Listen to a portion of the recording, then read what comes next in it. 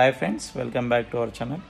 మనకి తెలంగాణ ప్రభుత్వం ration card correction application form అనేది అందుబాటులోకి తీసుకొచ్చింది ఫ్రెండ్స్.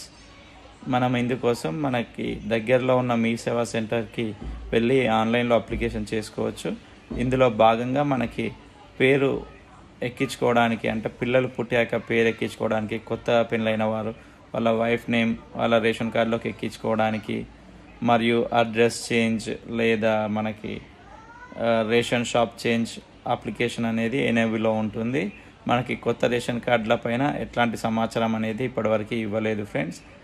మనకి రేషన్ కార్డ్ కరెక్షన్కి కావాల్సిన డాక్యుమెంట్స్ ఏంటంటే, ఎవరైతే నేమ్ ఎంటర్ చేస్తున్నామో వాళ్ళ ఆధార్ కార్డ్ మరియు రేషన్ కార్డ్, గ్యాస్ బుక్ అనేది తీసుకొని వెళ్ళి అప్లికేషన్ ఫామ్ ఫిలప్ చేసి వాళ్ళకి ఇచ్చినట్టయితే వాళ్ళు ఆన్లైన్లో అప్లికేషన్ చేసి ఇస్తారు ఫ్రెండ్స్. ఇందుకోసం మనం ఆన్లైన్లో పేమెంట్ చేయాల్సి ఉంటుంది. దాంతోపాటు మనకి ఈ అప్లికేషన్ ఇదివరకు చేసిన వాళ్ళు, అంటే నేను ఇదివరకు మా పిల్లల్ని ఎక్కించుకోవడానికి ఆన్లైన్లో అప్లికేషన్ చేశాను అనే వాళ్ళు కూడా ఉంటారు.